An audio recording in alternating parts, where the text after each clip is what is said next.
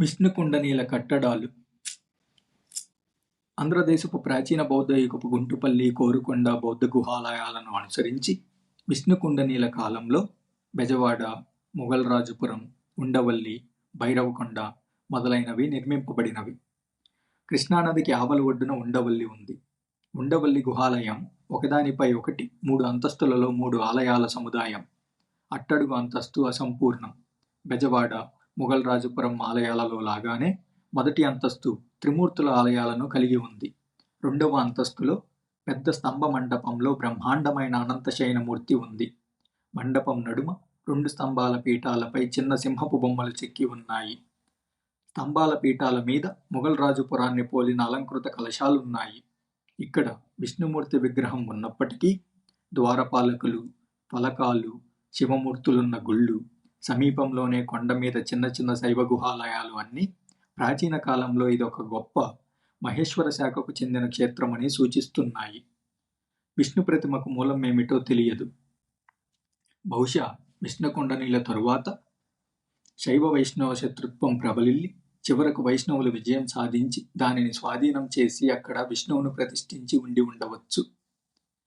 మణిశెత్తు పురుష విగ్రహం సాంప్రదాయ రీతిలో కాళ్ళు ముడుచుకుని 2 పెద్ద సింహాల విగ్రహాల మధ్య ఉంది.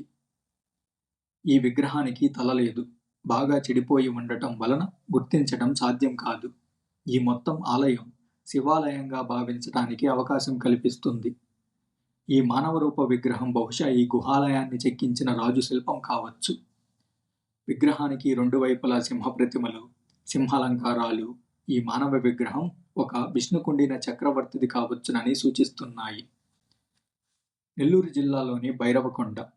ఇక్కడ శివారాధన కోసం కొండలో తొలిచిన 8 గుహాలయాల సమూహం ఉంది.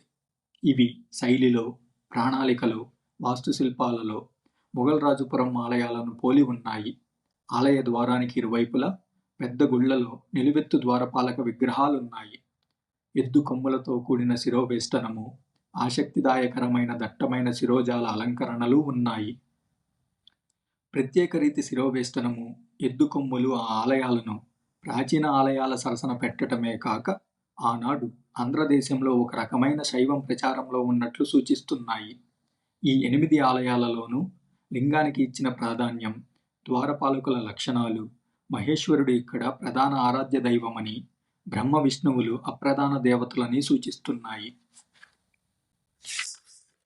మొదట శివాలయంగా భావించబడిన ఉండవల్లి ఇప్పుడు విష్ణువుకు సంబంధించిందని ప్రజలు నమ్ముతున్నారు. దానికి కారణం ప్రజలు చరిత్ర తెలుసుకోకుండా పుక్కిట పురాణాలను వినటం వలన. అయినా ఇప్పుడు ఉండవల్లి నిత్యం హారతులు అందుకుంటూ కోరికలు తీర్చే విష్ణుమూర్తిగా లేదు. అందుకు కారణం పురావస్తు శాఖలు, చరిత్రకారులు, శిల్పకళాకారులు దానిని పరిశోధించి ఇది మొదట శివాలయం అని రుజువు చేశారు కనుక. అలాగే ప్రస్తుతం ఆంధ్రదేశంలో కలియుగ దేవుడిగా పిలువబడుతున్న తిరుపతి వెంకన్న మొదట జైన మందిరంగా కట్టబడి తరువాత ఆంధ్రదేశంలోని శైవమత విజృంభణ వలన శివాలయంగా మారి సుమారు క్రీస్తు శకం 12 లేదా 13వ శతాబ్దానికల్లా వైష్ణవులు దానిని ఆక్రమించి వైష్ణాలయం చేసి ఒక కొత్త అవతారంను సృష్టించారు.